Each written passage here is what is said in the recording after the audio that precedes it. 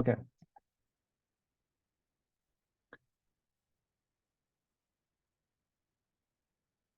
Well, did it do a weird thing?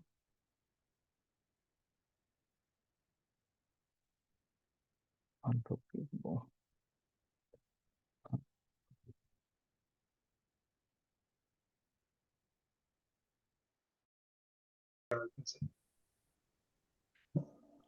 All right, it definitely did a weird thing, but here we go.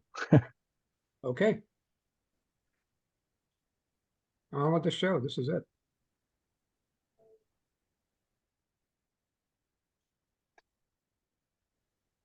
All right, here we go.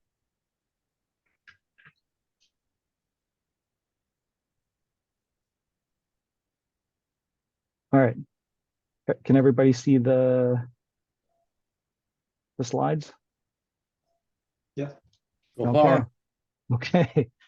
All right. So here we go. All right. So we're gonna be covering uh understanding understanding shame and its derivatives, as well as empathy exercises to enhance emotional connection.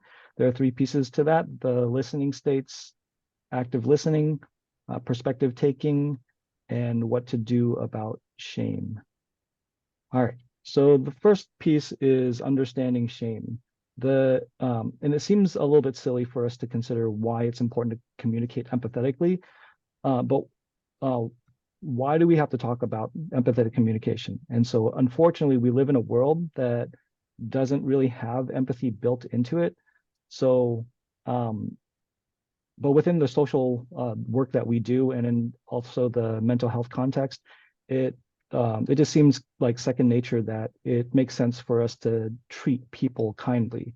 And aside from the fact that treating people kindly makes the environment that we live in a much more pleasant place, the deeper reason is that there are also emotional traumas that we've all experienced in our lives that can be triggered by a variety of unkindnesses.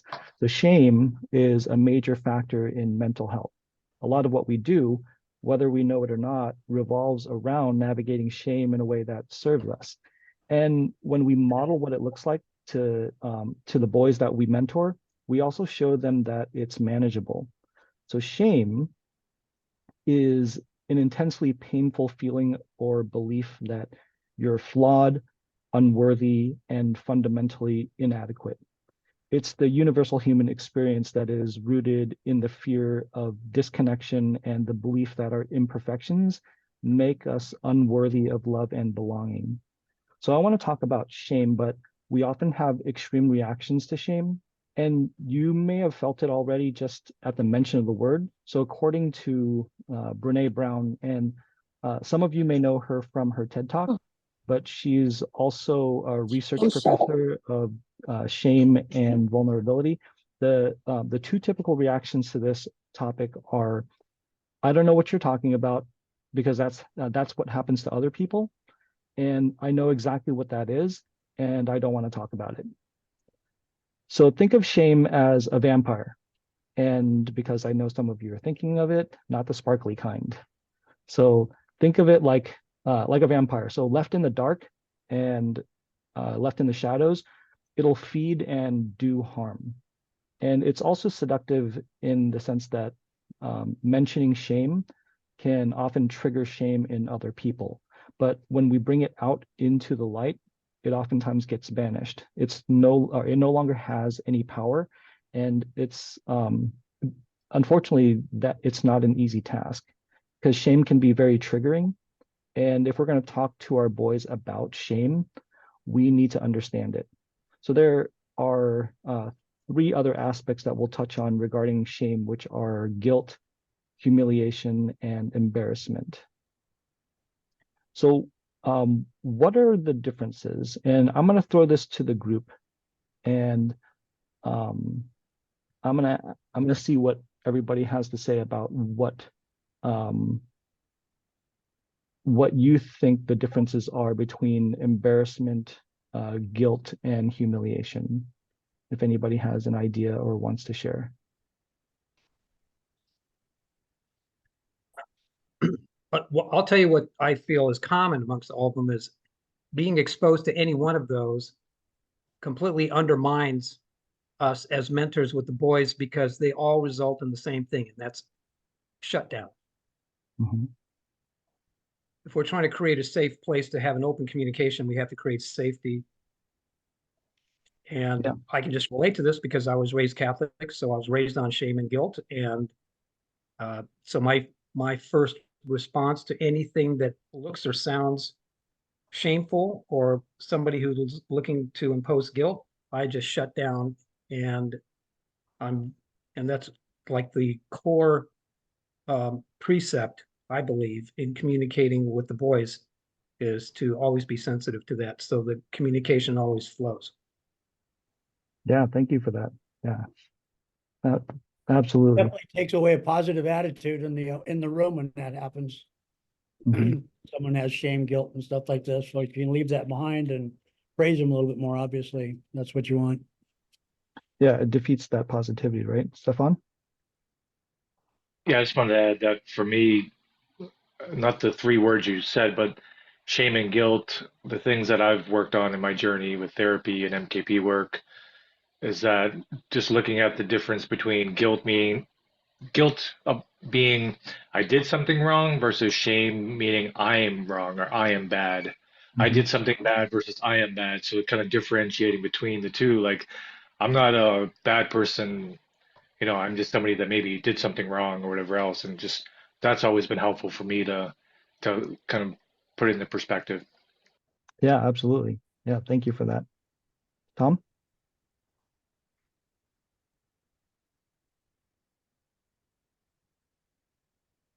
Oh, we can't hear you for some reason.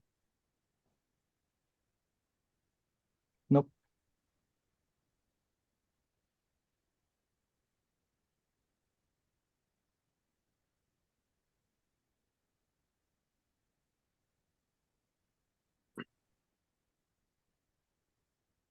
All right. Well, once you figure out that audio, feel free to chime in.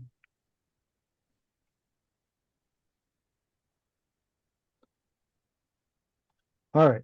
So let me get back to the slides here.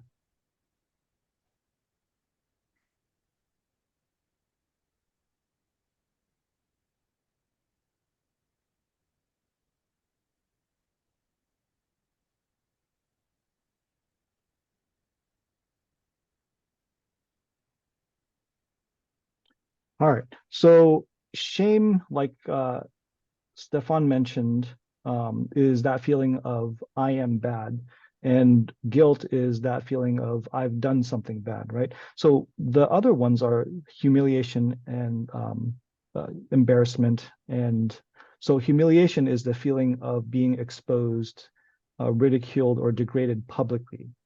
And embarrassment is that feeling of feeling foolish or awkward. And we'll go over these a little bit more in detail later. So let's take a look at shame first. So shame feeds addiction. And consider how many of our boys are addicted to substances as a numbing tool. And just by a show of hands, how many of you have gone through a similar thing? Yeah. So shame is extremely dangerous because it causes us to retreat. We don't hear about shame because when we believe that we're inadequate, there's nothing to discuss. And when we feel like we deserve pain, pain is normal. That pain is normalized. So I hear this phrase a lot. Unfortunately, I don't hear it in our circles, but I hear outside. Shouldn't we be shaming people for doing something harmful? And I hope that we can all agree that the answer to this is no, but why is that? So I want to take a moment to discuss this because this is kind of a nuanced topic. And so the question is, why would shaming someone not work as a method to correct unwanted behavior?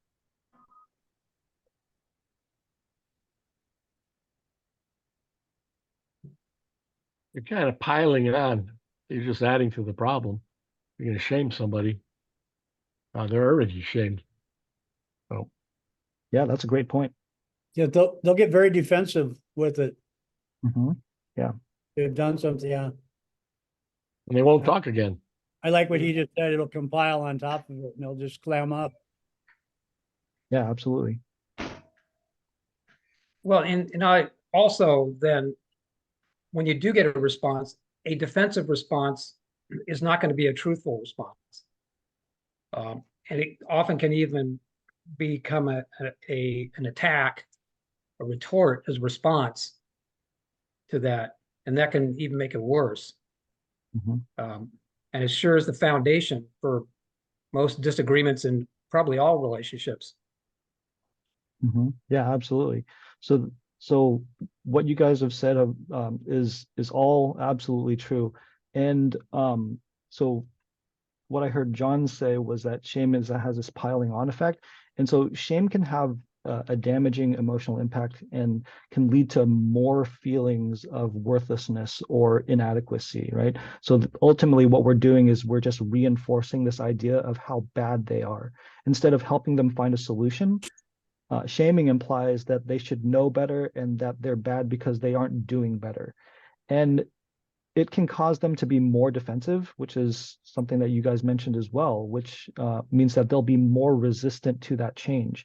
And so, Attila, you were saying that that share is no longer truthful because they feel ashamed, right? They focus their energy on protecting themselves from further shame rather than doing the things that serve them. And it's an ineffective method of communication because it doesn't give them any insight and it can create a barrier between us and the boys. Shaming focuses on who they are as a person rather than what is motivating them to continue to do what they're doing. And that hinders any chance of improvement because we aren't really addressing the root cause. And so there's this quote that I really like. It says, "An addict needs shame, like a man dying of thirst needs salt water."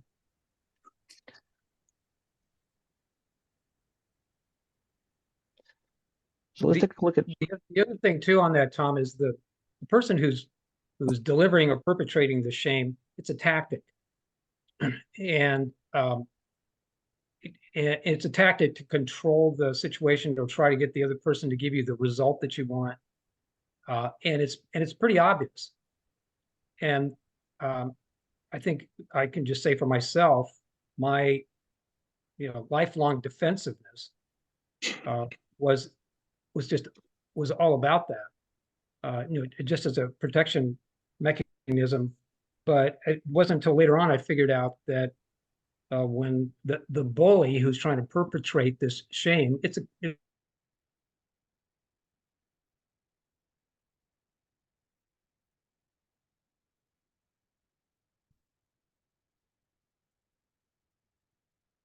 Well, we were doing so well.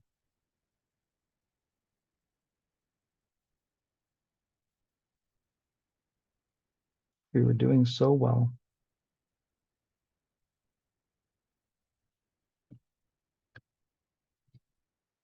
friends, Catholics too, because we were both raised on the same thing, guilt and shame.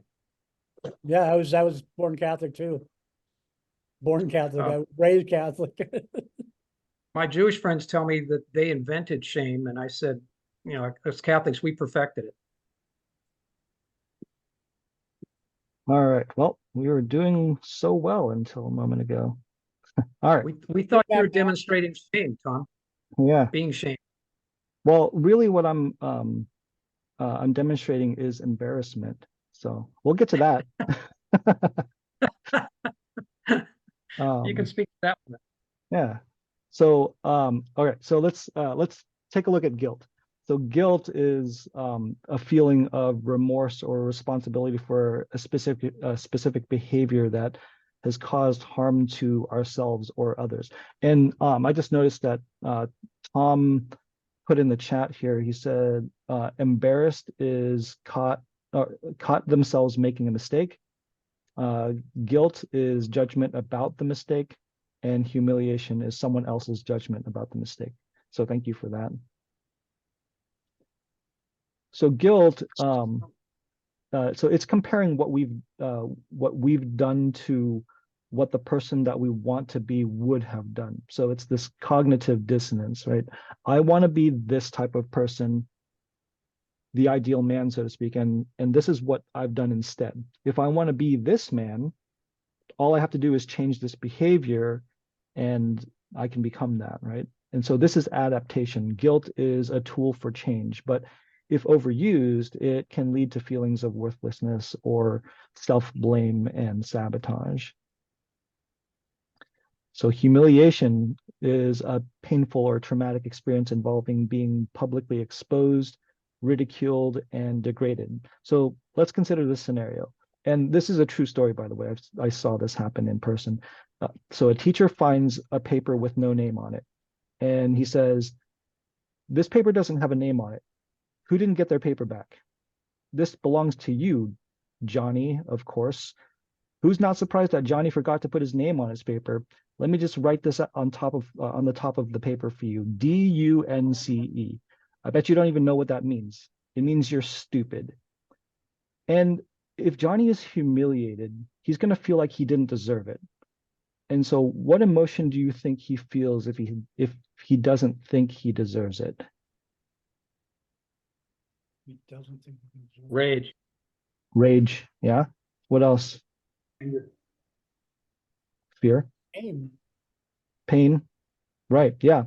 So all of those things. He's going to be pissed off, right? And someone is probably going to hear about it if he's pissed off. If Johnny feels shame, he already believes that he's stupid and he got called out. So nothing new, right? So but if he's humiliated, then somebody is going to hear about that. So how likely do you think we'll be hearing from Johnny?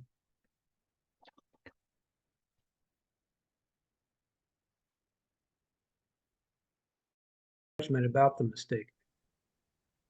All right, so let's try that again. So so how likely do you think we'll be hearing about this situation if Johnny feels humiliated?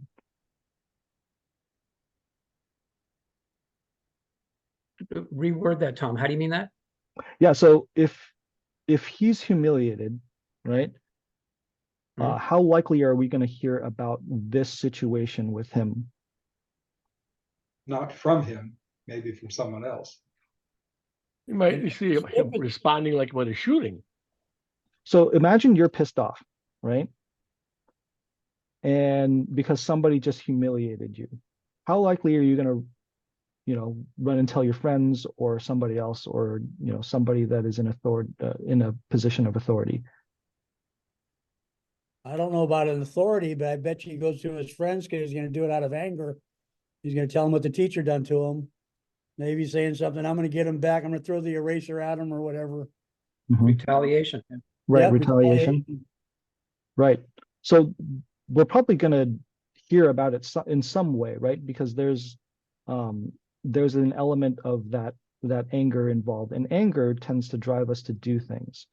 And so the difference between humiliation and shame is that little Johnny believes that if he believes that he's stupid, we're probably not going to hear about it because that's not news to him, right?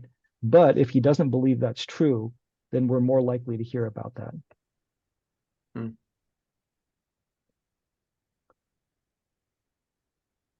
So let's take a look at embarrassment.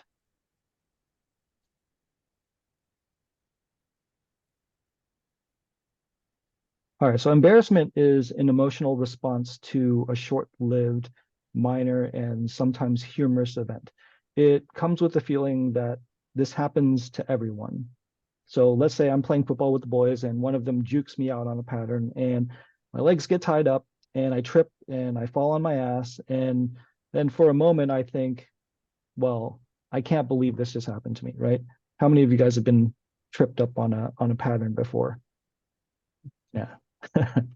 Happens all the time, right? And so in that situation, I remind myself that those moves are designed to do exactly what it just did to me, and it worked, right? And so there are tons of videos that of this kind of thing happening to amateurs all the way up to pros, right? And so it's embarrassing, and I laugh it off because I feel like I've been pranked kind of, but the reason I feel embarrassed is that everyone else is kind of in on the joke, and it doesn't feel good, but at least everyone understands why or how this happened, and it can be more easily de-escalated. And so I want to open up the floor to everyone and ask this question: how has guilt, humiliation, and embarrassment played a role in your life and also as a mentor? Ooh, boy, that's that's wide open, Tom. Mhm.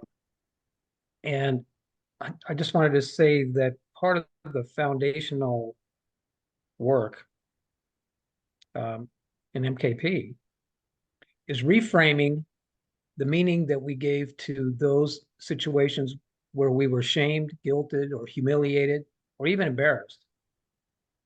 And reframing that with, the new knowledge, what we have about it, just seems to me that that's kind of a foundational work that we're doing as mentors for Boys to Men, is when things happen to these boys, or they get humiliated, or they get in fights and things like that, we help them, we guide them so they can reframe that for themselves, so they're not carrying that shame and that guilt, because we all know that even I know for myself too, the shame from my wounded little boy still needed healing years later. So yeah, it's such foundational work, and it just seems to be the root cause of PTSD and traumas and all kinds of bad behavior in men. That's my Yeah. 2 cents. Yeah, thank you for that. Joshua? It's interesting that this comes up right now, because today at Los Coaches, they had a fire drill. So we did that, and walking back to the classrooms, is kind of speaking to what Attila was talking about, about doing the work and having now become stronger from these experiences and processes to be able to model this to our boys. And we were walking back to the class. We went a certain direction. He's a journeyman now, actually, went around the other side. And now I'm sitting there drinking my coffee, and I was about to call him out on, you had to be the one to go on the other side. And as I'm saying this, I was going, you had to, boom, walk right into a post. Coffee pops and spills all over the place. And I'm expecting to hear laughter, just, oh, dang, something. And he had to look like he was across the way. He wanted to laugh. He looked like he just wanted to bust up.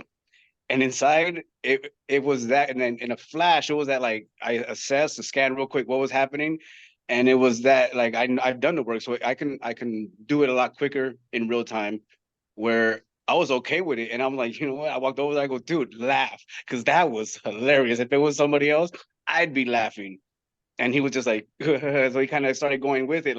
I go, I know you want to laugh, man, laugh, bust up, dude. That was, look, I didn't get no coffee on me though. So I turned that negative, kind of embarrassing moment, flipped it, modeled it, saying, hey, look, it's okay to laugh at ourselves sometimes. That was pretty funny. I mean, if we look at it, I'll remove myself personally from this scenario. If it was somebody else, yeah, I would have been laughing too.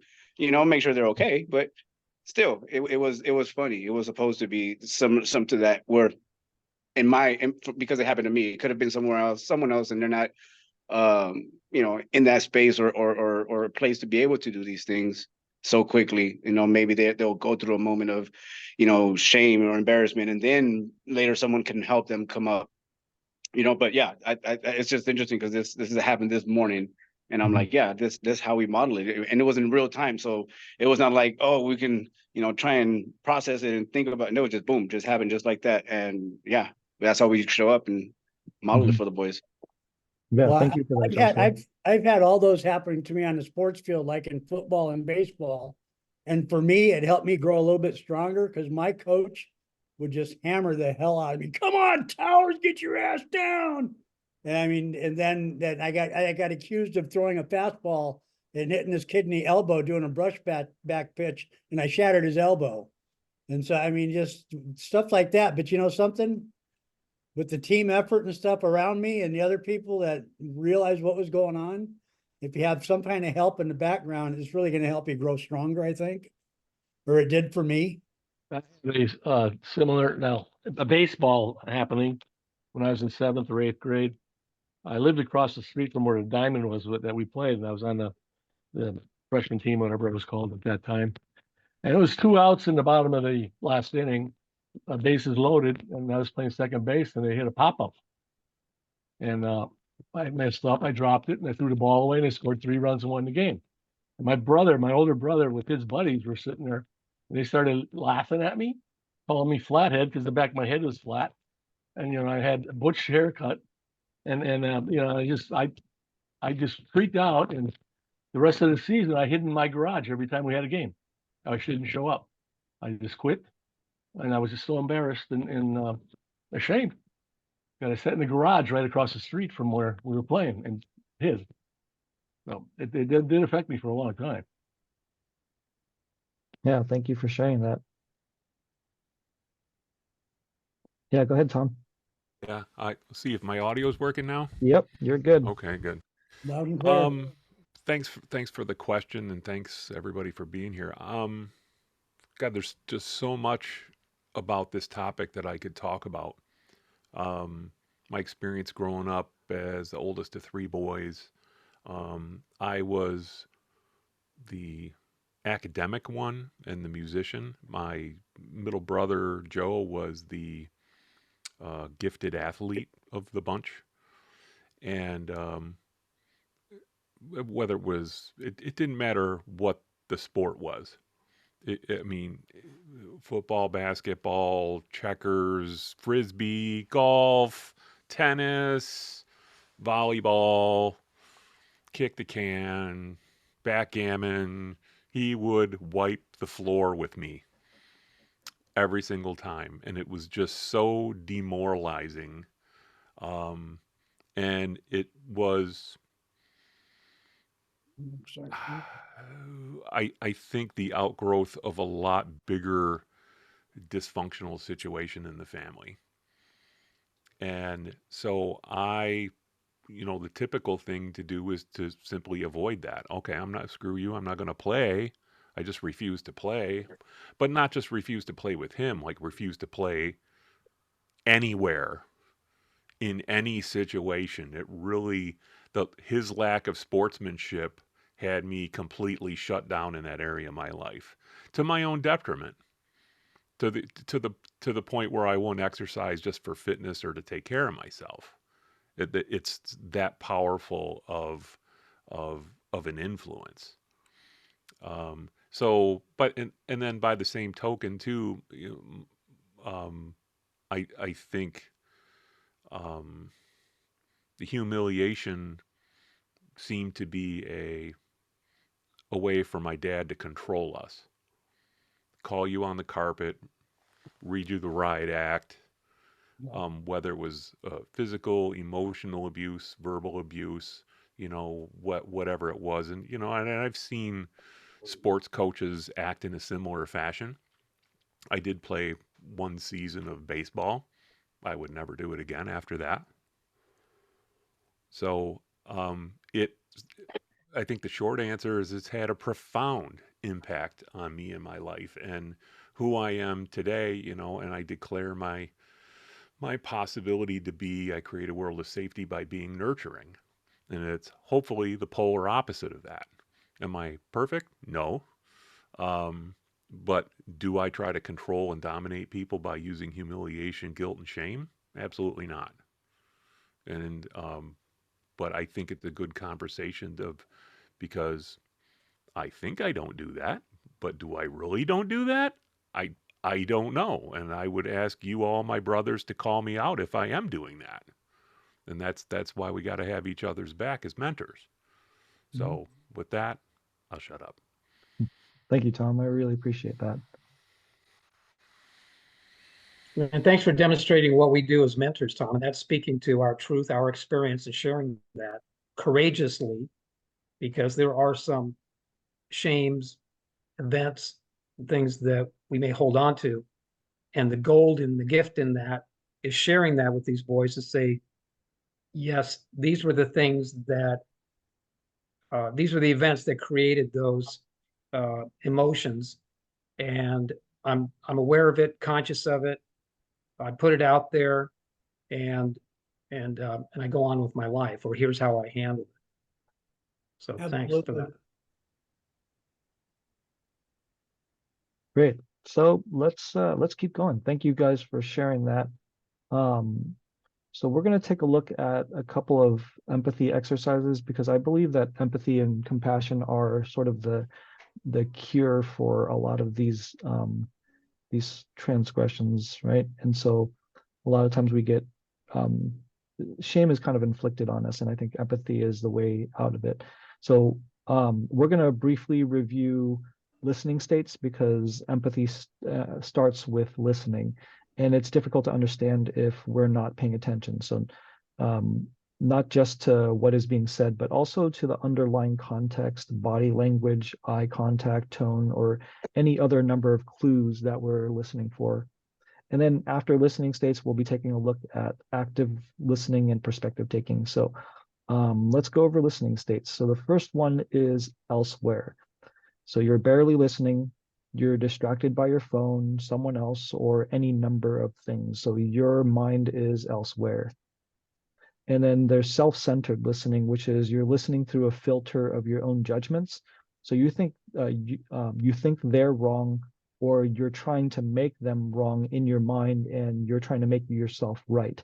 You're thinking of what you want to say next, and that is self-centered listening. And then there's curiosity. So curious listening is where you're listening from a place of curiosity and learning. You're taking in what they're saying, and you want to know more, and you're asking relevant questions. You're asking questions that are pertaining to what's going on in the situation rather than just random questions. And engaged listening is you're listening and paying attention to nonverbal cues. So body language plays a big role. And it plays a role in the way that you receive their words, and you notice mannerisms that give them away. And then there's impactful listening, which is you're creating opportunities for the speaker to go deeper. Not only are you hearing what is said, but you're listening for where he's leading you, and then you're following his lead. So those are our listening states. And so the next piece is active listening. So active listening starts from a place of curiosity. So if you're not at the curious stage, then this isn't going to work for you. It's difficult or even impossible to listen, or at least listen empathetically, when your focus is inward. So these are a few active listening skills to develop. And some of these may seem obvious, but we're going to go over them anyway. So the first one being eye contact. So you want to look directly at the speaker to convey that you are fully present and engaged in the conversation. And it sounds like a very simple thing to do, but if you look around, you'll see that a lot of the boys in the group are often looking at their phones, or they're talking to each other instead of looking at the listener. And then when there's a distraction, do you look towards the distraction, or do you remain engaged with the speaker? Is the distraction more important, or is the speaker more important? And these small gestures model that the speaker is important and what he is saying is a priority if you're focused on him. So the next one is giving verbal and nonverbal cues, like nodding, smiling, or confirmations like I see, or I understand, or tell me more. And those gestures demonstrate that you're engaged in the conversation. And be careful that you're not unconsciously responding, because it can become distracting. Maintain a relaxed posture and face whomever is speaking. Body language speaks volumes, and just a simple posture of having your arms crossed can portray defensiveness. And so leaning in a little bit can show interest or engagement, and a variety of other body language cues. So move consciously. The next one is avoid interrupting. We come up with, oftentimes we come up with something that we think is really important to say because we think it's profound or that it's going to make a huge impact. But when we interrupt, we derail the boy's thought process and make it about us. So there's a time and place for interrupting, but consider why you're interrupting and whether it's so important that it needs to be addressed right away. Right. So interrupting can cause the speaker to feel unheard, or unimportant. So let the speaker complete their thought before offering a response or asking a question. Of course, there are exceptions to this, but this topic is deeper than we're going to go tonight. So suffice it to say that if the boys are telling a lot of story without touching on the feelings behind it or saying things to get a rise out of the group, there's an opportunity to shift the conversation there, but otherwise avoid interrupting. So the next piece is to clarify or summarize. So the way that you do that is by repeating or rephrasing what the speaker has said to confirm if you understood what he said is. And it's a powerful tool to show the boys that they were heard. I usually ask something along the lines of, would it be safe to say, and then I'll rephrase to get clarity. And there are a number of ways to do this. And so that's the way that I do it. And so remember that the goal is to confirm your understanding. The speaker is more likely to feel heard and understood, or at the very least, feel like you're trying to understand if you're getting clarity. And you may end up rooting out some inconsistencies and embellishments along the way, but that's not the goal. The goal is to make it, the goal isn't to make him or isn't about making him right and you wrong. This is about understanding his perspective. So the next piece is paying attention to emotions. Be sure to avoid projecting your own emotions and notice what is happening. Then ask open-ended questions. You can simply ask, what are you feeling right now? And not assume, oh, are you sad? Or are you ashamed? Avoid asking very specific emotions, especially if you don't know what's actually going on. Just ask the very general question, what are you feeling right now? And allow him to make those or to answer that question himself. And so emotions can be difficult for some people to express or allow, and even in a safe space, it's difficult to allow. So when this happens, welcome those emotions and gently encourage and reassure them that it's okay to share those emotions here. So simply stating it's okay. That's a really powerful opportunity that we have to just allow. So sometimes not saying anything at all is the most appropriate thing to do. So that's why we have our WAIT acronym, right? So why am I talking? Sometimes just let him be, right? Be sure to pay close attention to any shift in his body language and also facial expressions. And then respond empathetically and non-judgmentally. Put yourself in their shoes and try to understand their perspective without judgment. So if you feel like you can understand or relate, feel free to express that in a phrase or two, something along the lines of, I'm imagining that what you're going through, and it must be really tough. Or I can imagine that must have been really difficult for you. And there's no need to explain ourselves or say more in that situation. By showing empathy and responding non-judgmentally, we build a safer space for more open communication. If we get into our story in that moment, especially when he's having his feelings in that moment, that can take him right out and put him right back into his head. And so now he's listening to your story instead of feeling his feelings. And acknowledging his feelings in the moment can be really powerful as well. Yeah, thank you, Steve. He wrote, you say it best when you say nothing at all. And the last piece is to be patient and practice silence, right? Exactly what Steve was just saying, right? Some people take time to process and articulate their thoughts and feelings. So give them the space, or giving them the space to share without rushing or pushing will ultimately lead to a more genuine response. And you want to allow for that silence to happen in conversations because it's really easy to fill that silence, but resist that. This is especially powerful in moments where emotions are being expressed. So allow that deeper reflection.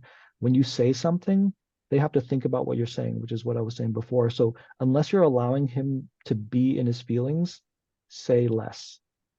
What you have to say can wait. And a really simple cue that you can look for is when they look at you they're ready for you to re-engage. So just wait for their body language to shift. You'll see that shift happen. And if you're not clear, it's okay to wait. And you'll feel things getting awkward, but allow him to lead you there, right? And remember that it's not about you. So use that acronym WAIT. So I want you to take a moment to reflect on a few of these techniques. And since the list is up there, I want you to choose one that resonates with you. And I want to ask the question, where have you applied this technique and what impact has it had on you?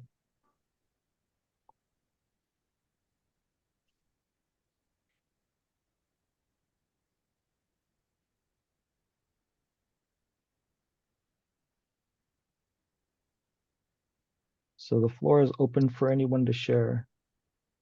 To Go ahead, clarify. John. Oh, Yeah, go for it. sure. John, go ahead and share. I'll put it in the chat. Yeah, one thing, not me, but one thing my dad used to do. Anytime I came in a room, my brother came in a room, he had a TV on, and we opened our mouth, he'd hit mute, like clearly and obviously. I didn't know it at the time. And that, like, boy, did you feel like you were the only thing that mattered right there, regardless of what was on or anything. And that's something I've taken through, that I learned by accident, but he was intentional about it. I didn't understand it as a kid. Definitely something that's, between the phones and everything else we got going now, however we can apply the current way of doing that, I think is really powerful to a kid or anybody. Yeah, thank you for that. That very intentional attention giving, right? Yeah, go ahead, Tom. I have an interesting short little experience to share. At one time I participated in a church, and I got up enough gumption to go talk to the minister after the service. And where I was 30 years ago, there was lots of story, lots of excuses, lots of victim language, whatever was coming out of my mouth, that's what it was. And this minister was one of the most, fully present. He did everything on your list, right? The eye contact, like all of that stuff. He was just very placid and got my communication, and he didn't judge it. He didn't. But what was bizarre about it? Before he ever said anything, I had the experience of that he totally got what I said.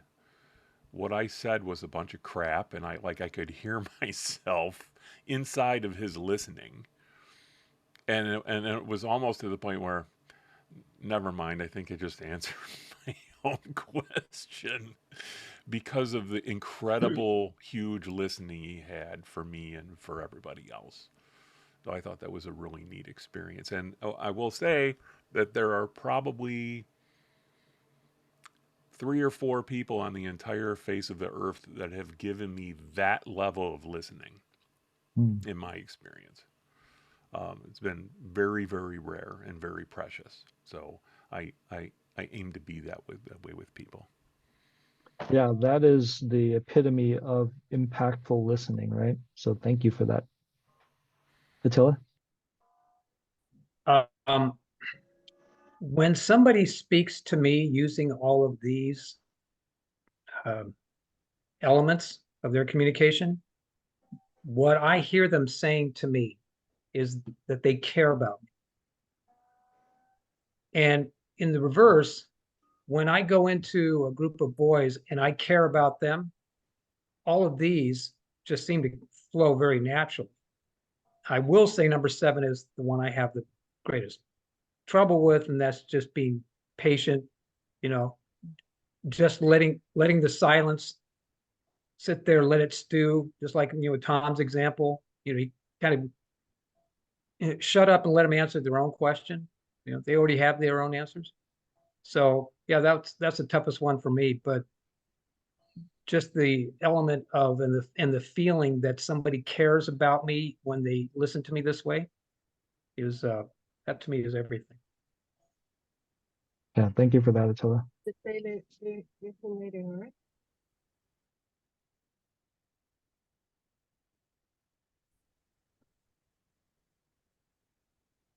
Anyone else have anything they want to share regarding this topic?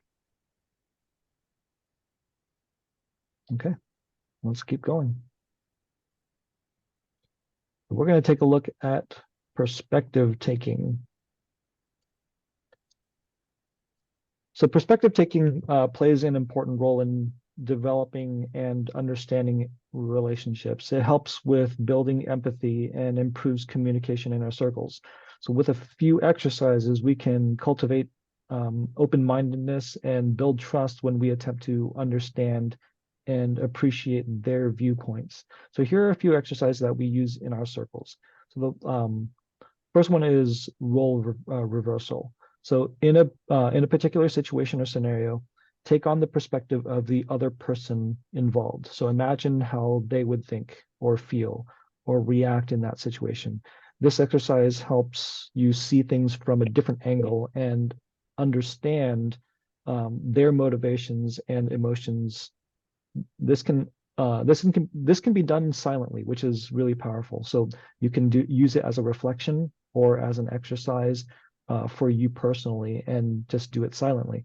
By taking on their perspective, we can reflect to them what their perspective might be. As they give us more information and deeper insight, we can adjust our perspective to more closely match theirs. The next one is called steel manning, and this is an attempt to gain clarity by expressing the other person's perspective in the way that they see it. It's called steel manning because there's a common fallacy or argument technique that's called straw manning, where it's a misrepresentation of someone's viewpoint, and it's propped up and it's presented in a way so that way they can use it to knock down the other person's argument. So it's a loose and inaccurate representation of their truth, and we're using it to make them wrong, right? So steel manning is the opposite of that. So what we're trying to do is we're trying to accurately represent how the other person feels and what they're thinking and what they believe, in the hopes of better understanding their perspective. And then there are what would you do scenarios. I often ask the question, if your friend came to you with the same challenges, what would you say to them? I might even put myself in that situation, ask him to give me advice. So, I'd say, well, if I was doing this and this, and what would you say to me, right? That gives them an opportunity to give themselves advice, which is almost the same thing as problem solving, right? So they're developing their own problem solving skills. This helps them consider the problem from a different perspective, where there are still stakes in the situation, and they still have some skin in the game, but there's a little more emotional detachment, which allows them to think about it a little bit more objectively. And so out of those tools, what tools have you used, and how would you apply it in groups?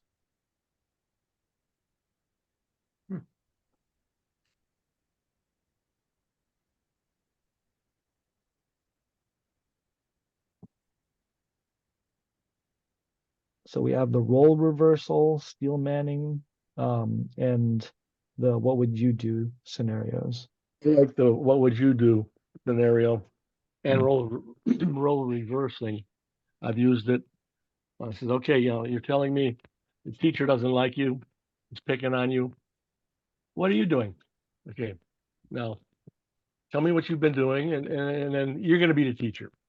And I'll start doing maybe overreact what he was doing, and I'll just interrupt him and keep bothering him like what he was doing, or unintentionally or intentionally. And eventually he gets it. I said, see, well, maybe the guys meet halfway somewhere. You might want to consider. It may work for you a little better. So, what I've employed. Yeah, thank you for that, John. Yeah, on what would you do?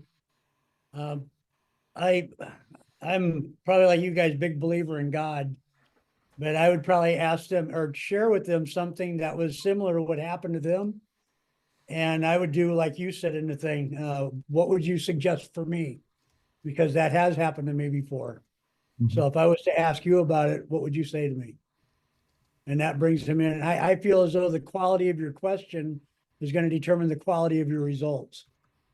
So if you can think of something and put yourself on their level, it seems to work out really well that way. Yeah, thank you for that, Dana.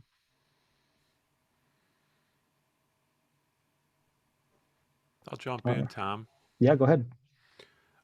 So steel manning, I never heard that term before, but in previous communications trainings, I learned to look for 3 different levels of communication. And the whole big picture was called recreating the person in communication. So the first level is, what are they saying?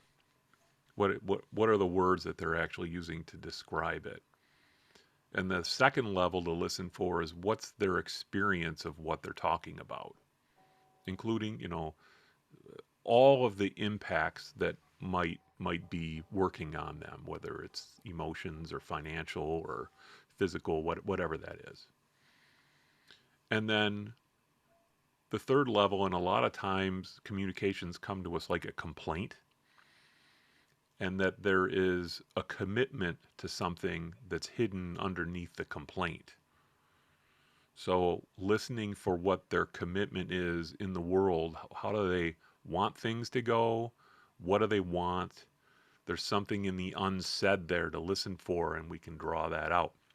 So really speaking to each of those 3 levels, I think, you tell me if I got that right, what you're pointing at with the steel manning part.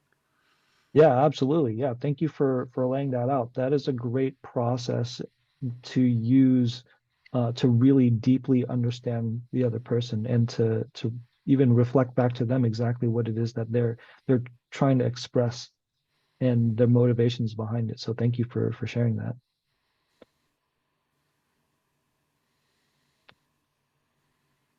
All right, let's keep going. So what to do about shame?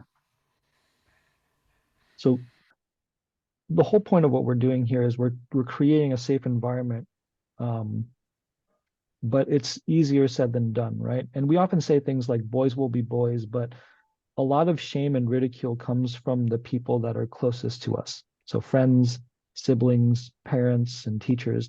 These tend to be huge sources of shame because they know us the best, right? For example, let's say one of our boys gets a girl's number, but it turns out to be a fake number. And one of his friends says, man, if you didn't look like such a scrub, she probably would have given you her real number. And he's probably already self-conscious about those kinds of things. And a comment like that is just reaffirming his own self-doubt. There's an added element when authority figures allow this to happen. And this is where we play a role, right? They may not be thinking specifically, why didn't they stop this? Or why didn't they help me when they knew that this was wrong? But that builds the foundation of the relationship. It's a pattern for how much they're able to rely on us to step in when things are going beyond their ability to adapt. They may not have enough game or skills for the banter or that kind of like back and forth. And in that situation, he can feel really vulnerable. And especially having adults stand there and watch this happen without saying anything, that can really change the dynamic and trust in the system. So this kind of behavior often goes unchecked because we've been communicated to in that way, right? So the boys will be boys thing again, the idea, so that idea comes to mind again. So consider if you have any siblings or friends that talk to you this way. There's trash talk, ridicule, and degrading remarks. Do you laugh because it's funny, or do you laugh because it's a defensive mechanism? As a slight reframe, what happens when you get angry in that situation? Will getting angry just result in more ridicule? And sometimes we laugh because it's just easier, right? Not because it's what we want to do, but in that situation, if we get angry, we're just going to get trashed on some more. So how do we as the adults in the space, navigate this in a way that doesn't interfere with their natural process of learning while also promoting a space with clear and safe boundaries. So I'm going to throw that question to you. What would you do in that space?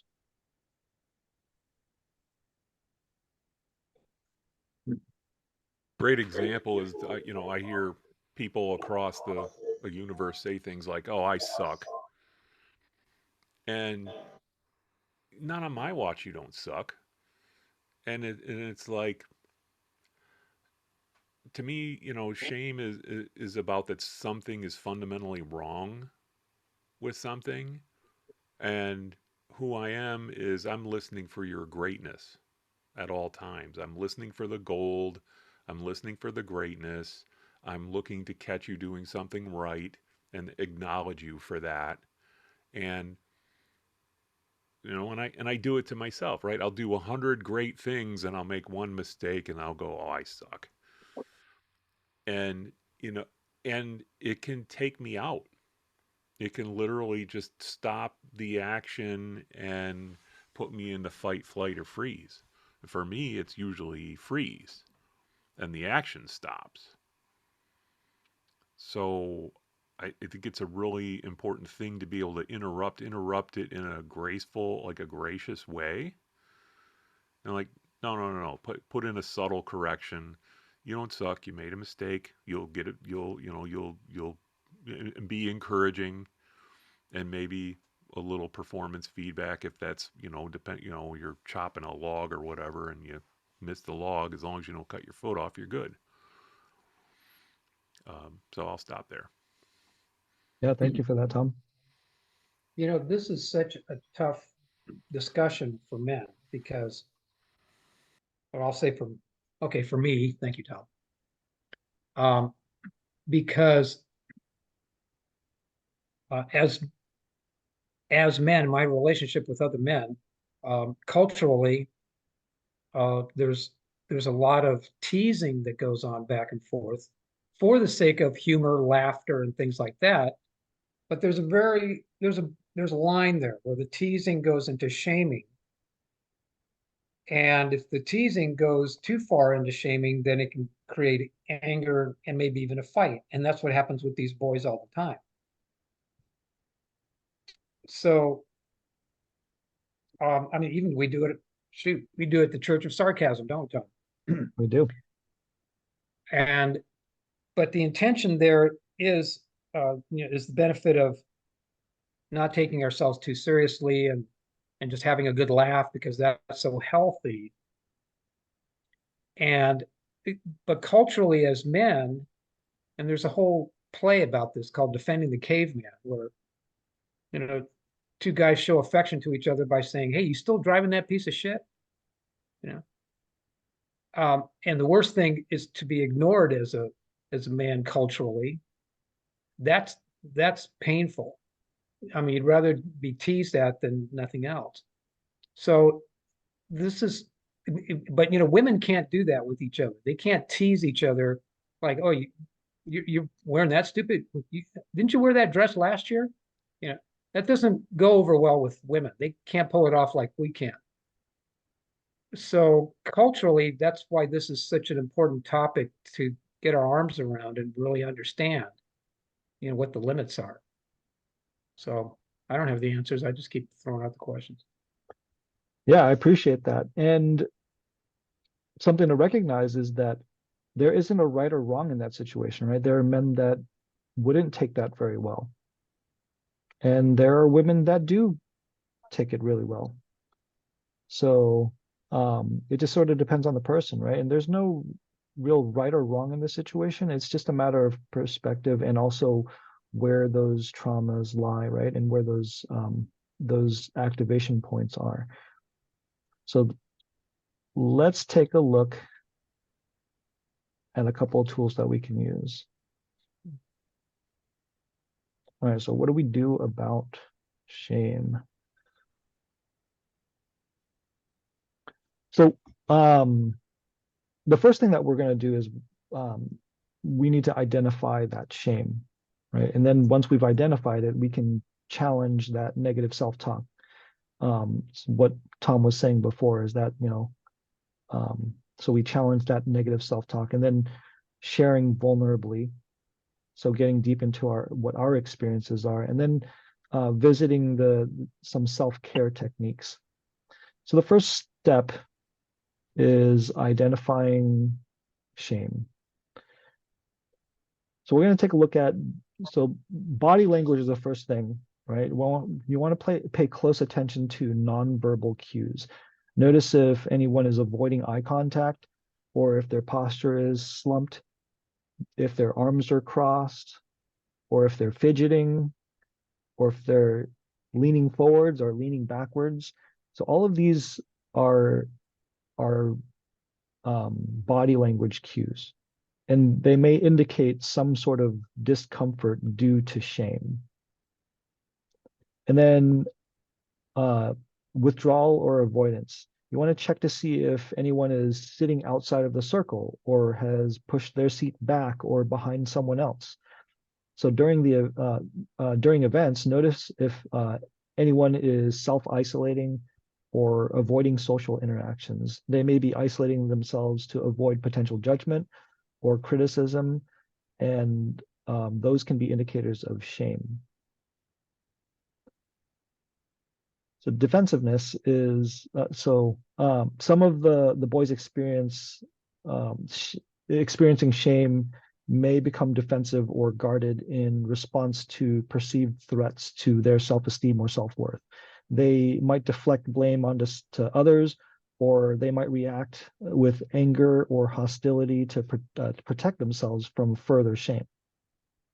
And then there's self-criticism, which is so we want to make sure that we're listening for self-deprecating remarks, right? So Tom mentioned that earlier, or any sort of overly harsh criticism. This may indicate feelings of shame or inadequacy. And perfectionism is a really big one. And I have struggled greatly with perfectionism. So striving for perfection is an attempt to avoid criticism, right?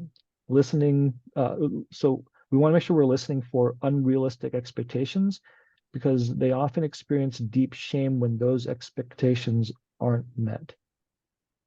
And then avoiding certain topics. Take notice if someone is avoiding a particular topic or aspect of themselves. This may indicate that they perceive themselves with deep shame, and that's why they're avoiding that topic.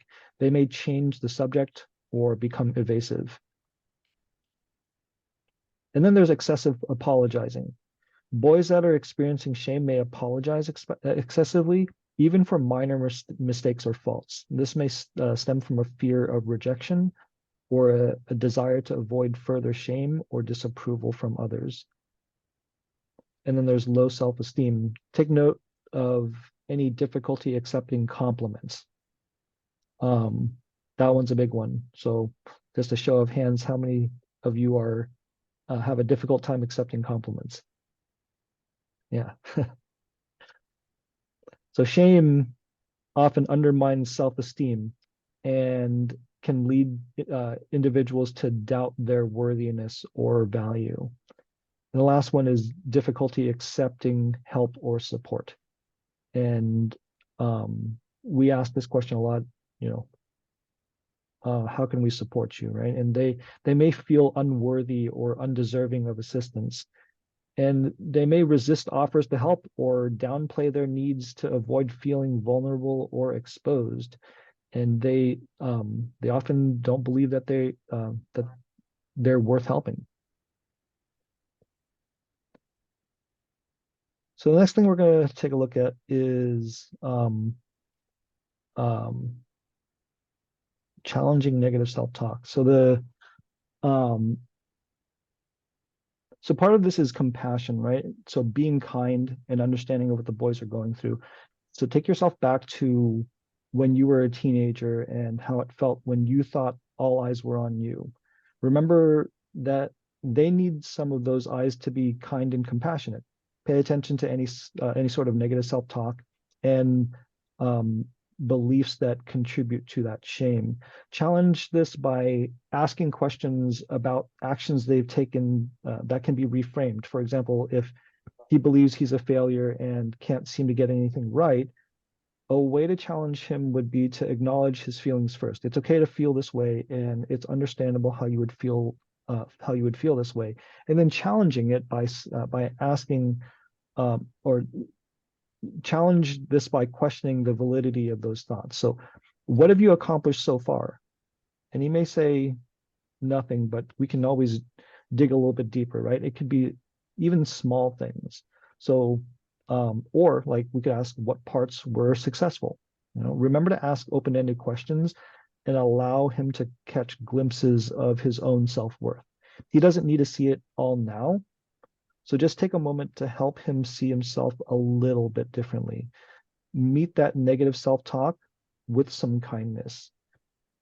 Say something like, I see that you're doing the best that you can, and I want to recognize the effort that you're putting into it.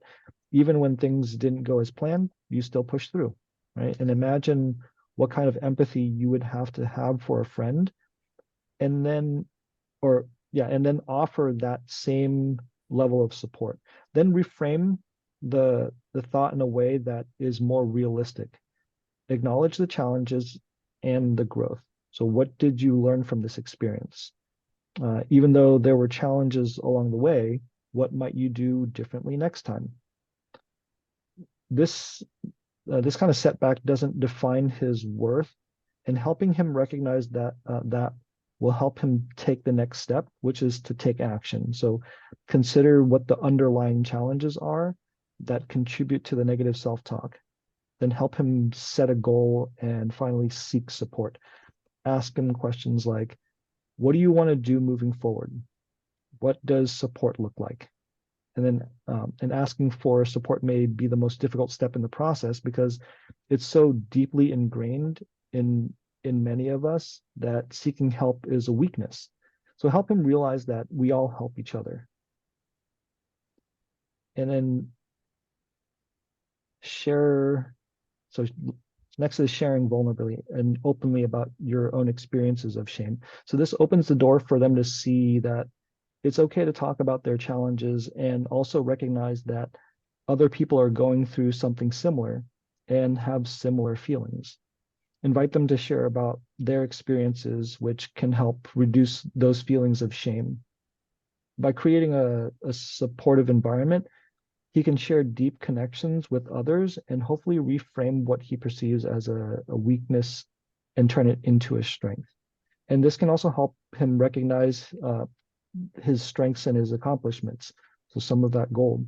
His positive qualities can contribute to a greater sense of self-worth and counteract those feelings of inadequacy. And so another tool that to use is to share with them how you engage in acts of self-care. So the physical, emotional, and mental well-being of a person are vitally important. So some of these boys are engaged in activities that allow them to disengage from their struggles. So invite them to try something that will allow them to deliberately engage themselves. So practicing mindfulness, meditation, journaling, getting proper sleep. We do some physical activities. We went out and we did boxing, the batting cages, things like that. And those activities will help them address that shame and cultivate a greater self-acceptance and build resilience, right? So just remember that these are all suggestions that come from a space of personal experience of these tools. Some or none of these tools may work for them, and it's important to remember to remain open-minded about what may or may not work. So allow them to just try it on and see if it works for them.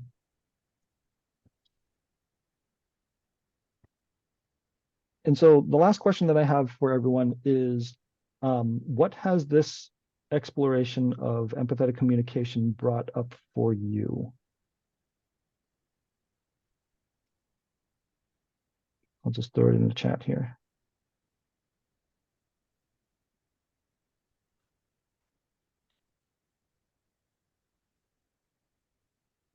what it brings up for me, Tom, is this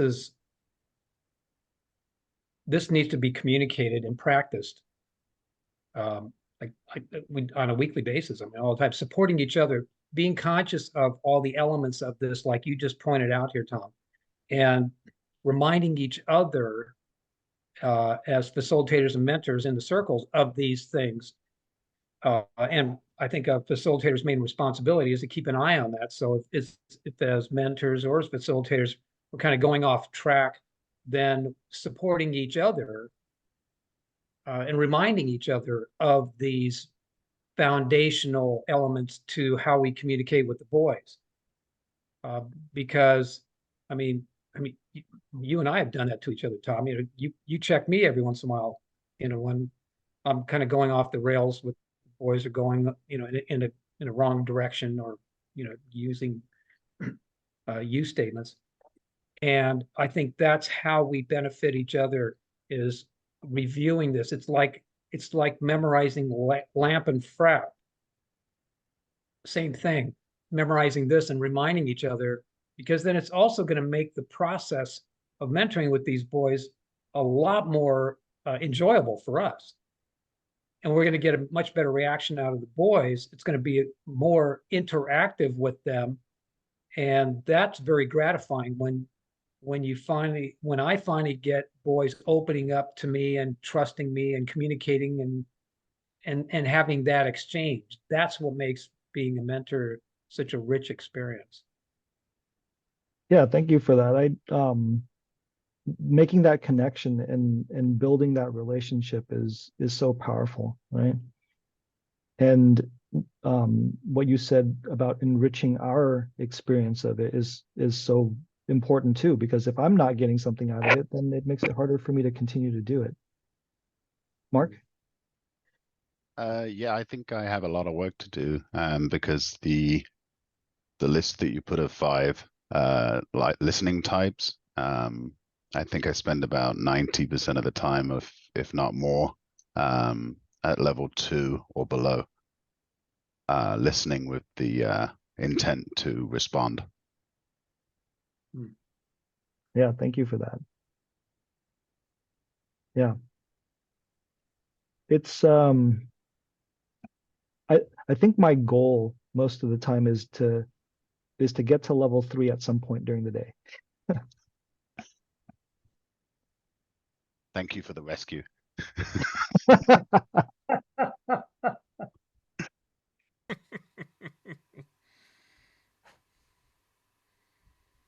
Yeah. is I'm sorry, go ahead. Yeah, go ahead, John. Or Okay. there are 2 Johns. Both of you guys had your hands up. The other John could go first. All right, go ahead. It occurs to me that whether one is dealing with an adult or a younger person, after food, clothing, and shelter, the next most important thing is dignity. And it would seem to me, and I'm a newcomer to this, that most all these boys have had their dignity imposed on one way or another, either by themselves or from outside forces or what have you. And it just brings into play, kind of the theme of this talk, which is listening to find out, how that loss of dignity or what have you came about. And a lot of the things that have been mentioned here to me, it seems like if we could master them, we would be master listeners. And that seems like the best contribution that we can make in trying to assist in some way or another someone who's working their way through problems in life. Yeah, thank you for that. Yeah. Dignity is important. If they've been stripped of that, then it's no wonder that they navigate the way that they do through life, in hurting themselves and hurting other people. Listening cannot be over exaggerated. I don't know how many times I've done it or it has been done to me where somebody's going like, "Oh, what were you saying? What's that? Could you repeat that again?" Over and over, and you're trying to lay out your life. There's something going on with it's just heartbreaking to watch somebody do that to a kid when the kid's really finally opening up. Yeah, you treat it like that. So, Mm. or as an adult for that matter. So I can't stress how important it is to listen. Yeah, thank you for that, John. Tom? Um, yeah, I guess what I got present to is how much this is a daily practice. This is not something to just dust off when we go when we go to a school and be in a circle. This is something to practice in every single relationship in my life, no matter what it is, big, small, family, neighbors, the guy at the 7-Eleven, whatever it is. I have amazing conversations with cashiers because they just feel like they're invisible. They're doing a service job. They don't generally feel appreciated. So I love on them when I go through them, go to Myers or, wherever. Um, and I've had like cashiers fighting over like who's gonna take care of me because they see me coming. And I'm like, I don't know who this guy is, but I always have a great conversation with him. So it's something to take on as a practice. The other thing is, I want to talk about all of the slides, and all these slides are great. All of the prescriptions are great, and they seem to be all in the realm of doing. Do this, and then do this, and then do this, and then be optionally do this. But if I try to do those things and I'm not bringing a commitment of like, who am I being? Am I being compassionate?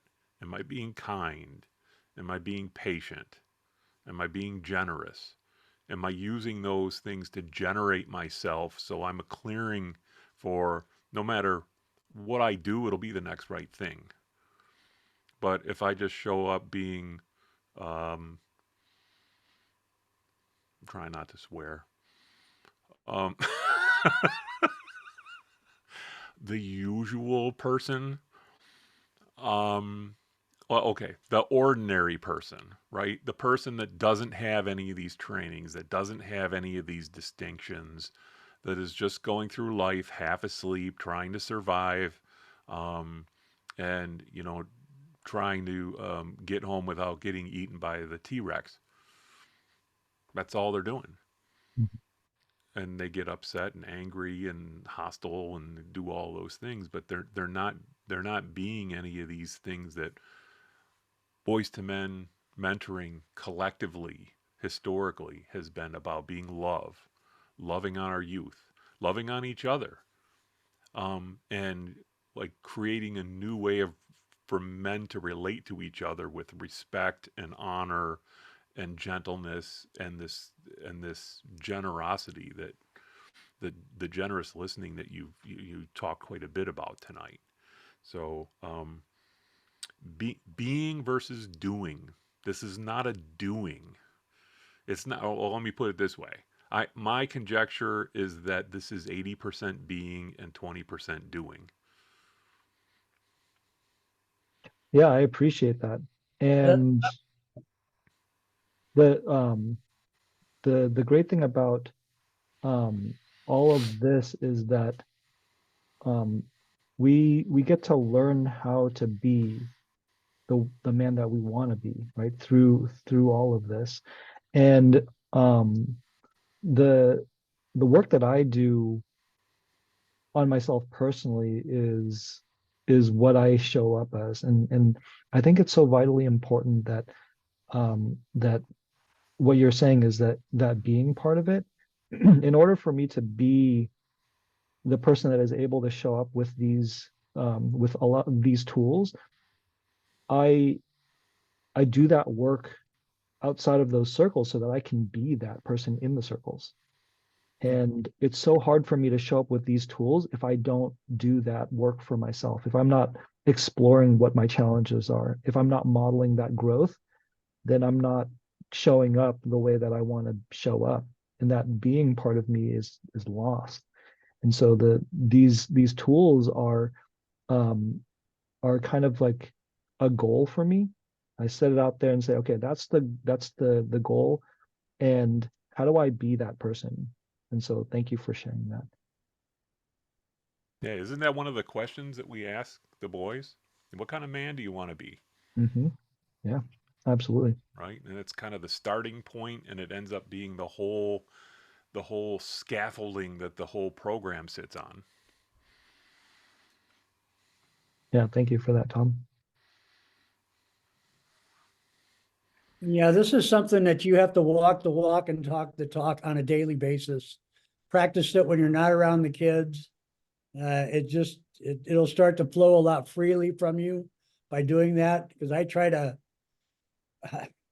might sound weird, but I pray that I can be a little bit more like Jesus on a daily basis. And there's no way I'm ever going to be perfect, but I'm like, I forgot who said he's fighting. People are fighting over him at the cash register.